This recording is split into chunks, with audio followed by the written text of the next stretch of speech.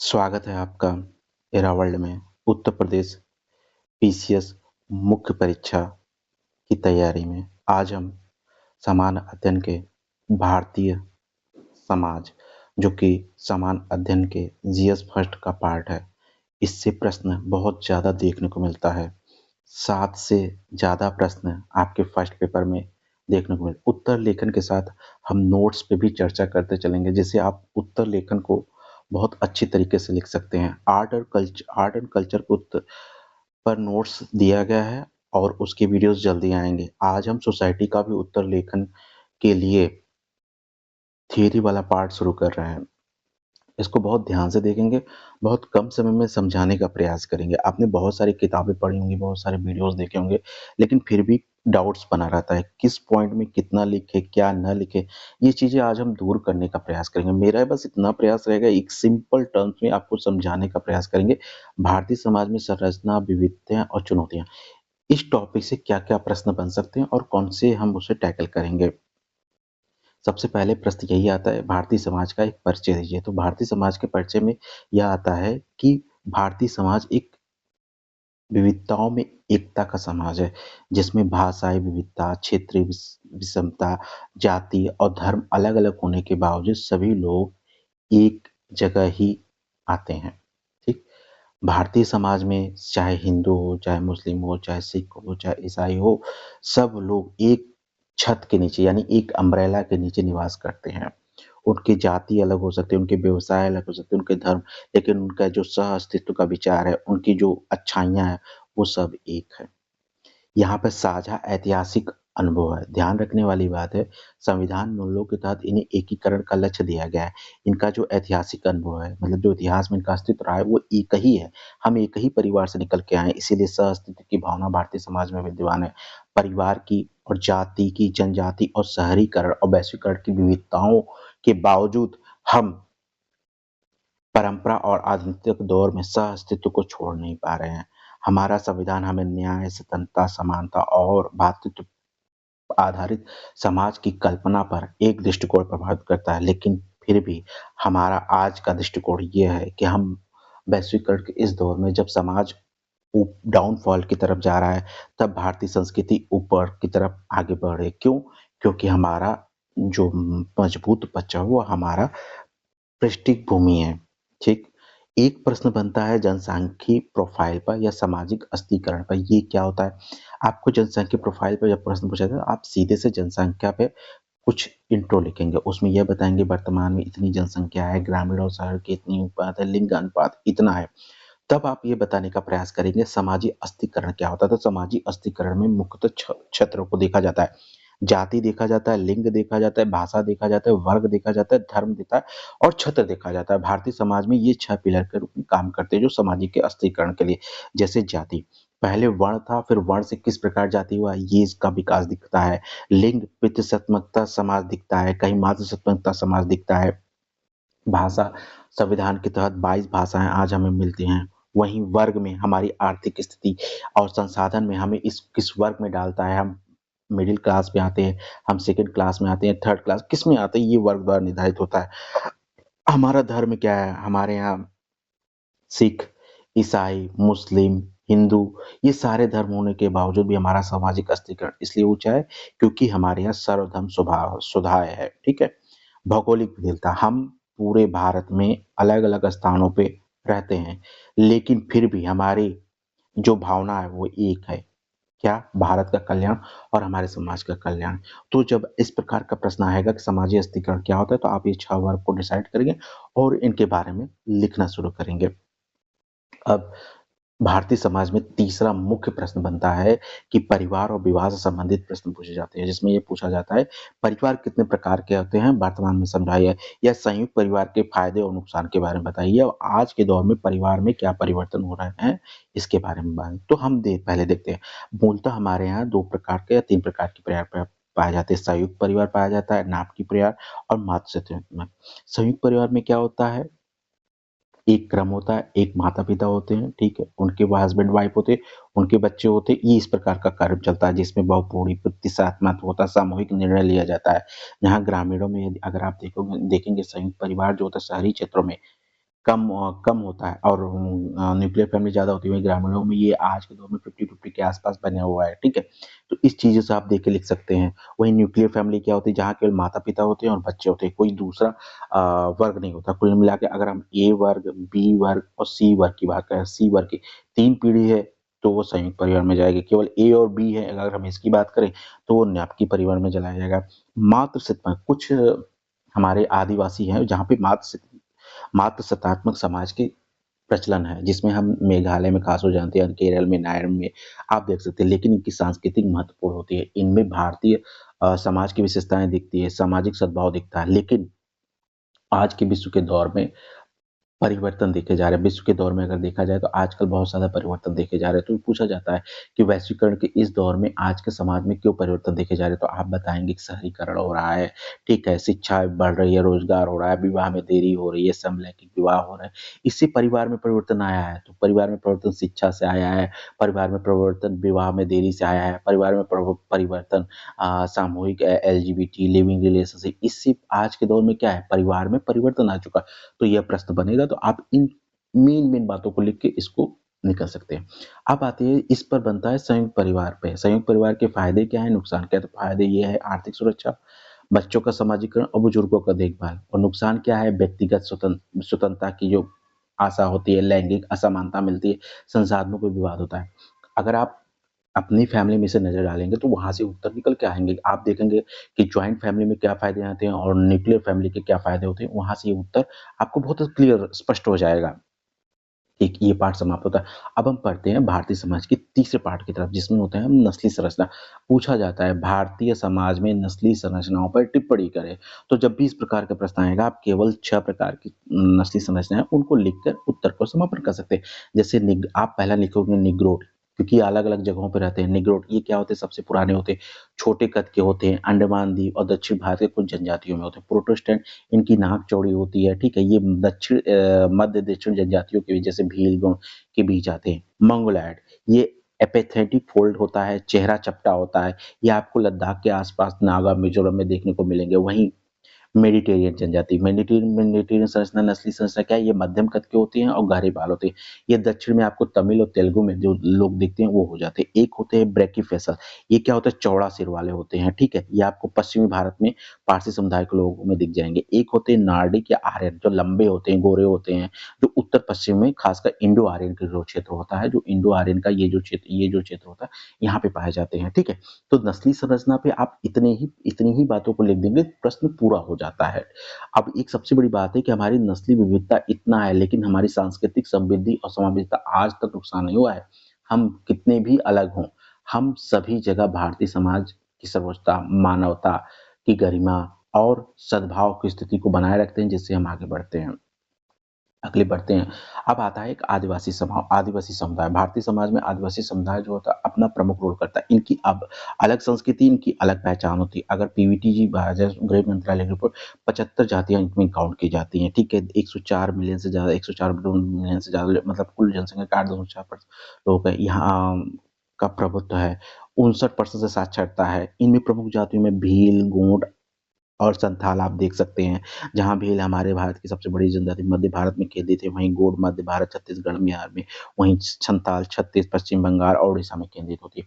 संवैधानिक प्रावधानों के तहत इनको सुरक्षा प्रदान की गई प्रश्न पूछता है कि आदिवासी समुदायों को सुरक्षा प्रदान करने के लिए कौन-कौन से संवैधानिक प्रावधान हैं, उनके क्या-क्या क्षेत्रीय वितरण है, इस पर तो आप बता सकते हैं कि 342 की राष्ट्रपति अनुसूचित जनजाति संरचना है, 5वीं अनुसूची है, 6वीं अनुसूची है और वन अधिकार अधिनियम है, ठीक है? कुछ सरकारी पहल की गई ट्राइसिम का आप ज़िक्र कर सकते हैं, ठीक है? आप बहुत सारी योजनाएँ जितना भी चलाए जाते हैं, उनकी ज़िक्र यहाँ पे किया जा सकता है। अब हम आते हैं नेक्स्ट अब भारतीय समाज में अगर हमने वर्ण की बात कर ली, नस्ल की बात कर ली, तो जाति पे बात ना करें तो ये तो पूरा अलग हो जाएगा। तो भारत में जाति व्यवस्था देखने को मिलती है। इस पे प्रश्न पूछे जाते हैं, इस पे जमकर राजनीति होती है, लेकिन भारतीय समाज आज भी नहीं टूटता है, ठीक है? देखा जाए तो जाति व्यवस्था जो होता है आर्यों से चली आ रही है, मतलब ऋग वैदिक काल से जहाँ 4 वर्ण थी, जो बाद में वर्ण व्यवस्था को जन्म देती हैं और यही उत्तर वैदिक काल आते-आते और अब तक रहते थे। जाति के रूप में जन्म लेती है क्योंकि व्यवसाय अंतरजातीय विवाह जो होते हैं व्यवसाय और अंतरजातीय विवाह ने इसे जन्म दे दिया है। अगर हम जाति से व्यवस्था को एक डायग्राम के माध्यम से समझेंगे तो आप देखेंगे जहाँ ऊँची जातियों का जो नीला क्रम है, ये देख रहे हैं कि उनके पास कानूनी सुरक्षा है, सामाजिक स्वीकृति, आर्थिक स्थिति, राजनीतिक स्थिति। लेकिन वहीं हम अनुसूचित जातियों को देखेंगे, अगर हम इसमें अन्य पिछड़ा वर्ग ओबीसी को देखेंगे, तो उनको इससे हम ऊँचे वर्ग से कम सुरक्षा मिली हुई है। वहीं अनुसूचित जातियों को रेट पे देखेंगे तो आप उनसे कम। तो ये हमने एक डायग्राम के माध्यम से आपको समझाने का प्रयास किया कि आज स्थिति क्या है, इसीलिए उनको आरक्षण दिया जाता है। उन्होंने सामाजिक आगे बढ़ने के लिए वजीफ़ा और ये सब दिए जाते हैं, ये ज़रूरी है। अब जाति व्यवस्था की विशेषताएँ कि एक उनमें पदानुक्रम पाया जाएगा, सामाजिक स्थिरीकरण, हमने आपको सामाजिक स्थिरीकरण में बताया, एक क्षेत्रीय विविधता होगी, उनकी एक संस्कृति होगी, उनका एक क्रम होगा, एक आर्थिक संसाधन होगा, तो ये पाया जाएगा। अंतर-विवाह होगा, अपनी ही जाति में वो विवाह करते हैं, वंशानुगत व्यवसाय उनका, जैसे कोई मारवाड़ी है तो मारवाड़ी कर रहा है, कोई पंचौरी है तो पंचौरी कर रहा है, तो इस तरह से उनका कोई दूध बेच रहा है तो कोई दूध बेच रहा है, तो इस तरह से उनकी जाति व्यवस्था, ये जाति व्यवस्थाओं का एक क्रम है। ठीक। अब इसमें परिवर्तन क्या हो रहा है, लगातार ये कमज़ोर होते जा रहे हैं क्योंकि संस्कृतिकरण हो रहा है, पश्चिमीकरण हो रहा है, शहरीकरण। इसके माध्यम से लोग पलायन कर रहे हैं, एक-दूसरे के जा रहे हैं, असामाजिक आदान-प्रदान हो रहा है, इसलिए इनका उनका वर्ग जो है आज कमज़ोर बना हुआ है। लेकिन इसको बनाए रखने के लिए इनकी इनके प्रमुख, इनके राजनीतिक प्रभुत्व को आगे आना चाहिए, जैसे यादव समाज से अलग, महर्षि समाज से अलग, इनकी राजनीतिक चेतना जगानी होगी, इनके विवाह में अंतरजातीय विवाह को आगे बढ़ाना होगा, जिससे इनको मजबूती मिल सके। इसके अलावा सामाजिक सुरक्षा भी इनको प्रदान किया गया है, सामाजिक सुरक्षा भी प्रदान किया गया है। संवैधानिक सुरक्षा में क्या अनुच्छेद 17, अनुच्छेद 15 पार्ट के तहत सीएसटी एक्ट और सारे अधिनियम जो है जाति व्यवस्था को सुरक्षित करने के लिए बनाए गए हैं। ठीक? तो इतना, अब यहाँ से हम ये प्रश्न समझ सकते हैं। भारतीय समाज में अगला टॉपिक है, बहुत ज़्यादा नहीं, बस 2-4 टॉपिक और बचा है। एक धार्मिक बहुलवाद और भाषी विविधता, ये क्या होता है? धार्मिक बहुलवाद को हमने चार्ट के माध्यम से दिखाया है कि यहाँ हिंदू, मुस्लिम, ईसाई ये सभी लोग रहते हैं, पर सभी के रहने का भाव एक ही है। वासुदेव कुटुंबकम, सभी लोग भारतीय समाज के कल्याण की ही बात करते हैं। इनका सर्वधर्म स्वभाव है, ये सकारात्मक धार्मिक निरपेक्षता की बात करते हैं, सुधार के लिए राज्य अस्तित्व की बात करते हैं। अब भाषी विविधता पे चर्चा कर लेते हैं। भाषी विविधता 22 भाषाएँ तो हमारे अनुच्छेद में है, इसके अलावा संविधान मान्यता देता है। कई प्रकार की हमारे आज बोलियाँ हैं, कहते हैं 3 कोस पे जाने के बाद हमारी बोली बदल जाती है। शास्त्रीय भाषाएँ 6 से ज़्यादा, जैसे तमिल, मलयालम, हमारी कुछ शास्त्रीय भाषाएँ हैं। हमारे कुछ भाषा सूत्र हैं, जैसे क्षेत्रीय भाषा सूत्र, हिंदी और अंग्रेजी भाषा सूत्र हैं। तो जब भी भाषी विविधताओं पे प्रश्न पूछा जाएगा, आप इन बातों को आवश्यक रूप से लिखेंगे। पर ऐसा नहीं, कुछ चुनौतियाँ पूछा जाता है, क्यों? सांप्रदायिक तनाव बनता है, राजनीति के कारण, धर्म परिवर्तन पर बहस होती रहती है, ठीक है?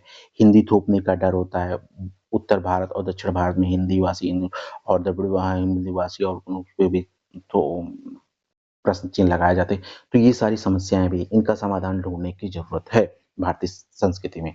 अगला, अभी सबसे अच्छा मोमेंट आता है महिलाओं की भूमिका। भारतीय समाज, भारतीय संस्कृति में जब भी आप प्रश्न उठाएँगे यूएस फर्स्ट का, उसमें महिलाओं से एक प्रश्न आपको देखने को मिलेगा, पूछा जाता है, भारत में या भारतीय समाज में महिलाओं की स्थिति का आकलन करिए। ये सीधा प्रश्न आता है, तो आप सीधा वैदिक काल से जोड़ेंगे। ठीक है, वैदिक काल में जहाँ उच्च स्थिति थी, आप गार्गी और लोमामुद्रा का एग्ज़ाम्पल देंगे। बाद में गिरावट हुई, पर्दा, सती प्रथा आई, भक्ति, सूफ़ी संतों में मीराबाई के नाम आप उपनिवेश में सती प्रथा प्रतिबंध कैसे लगाया गया, ये सारी स्थिति का वर्णन करके आप भारतीय महिलाओं की स्थिति का वर्णन करके वर्तमान स्थिति बता देंगे कि वैश्विक रैंकिंग में 118, 131 है, वहीं 73% महिलाएँ साक्षर हैं, 1 महिला श्रमकरण हो रही है और 1306 से ज़्यादा महिलाएँ जो हैं लोकसभा में प्रतिनिधित्व कर रही हैं। इसके अलावा वंदे बना दिया 2029 में, 33% आरक्षण का भी प्रावधान कर दिया गया है।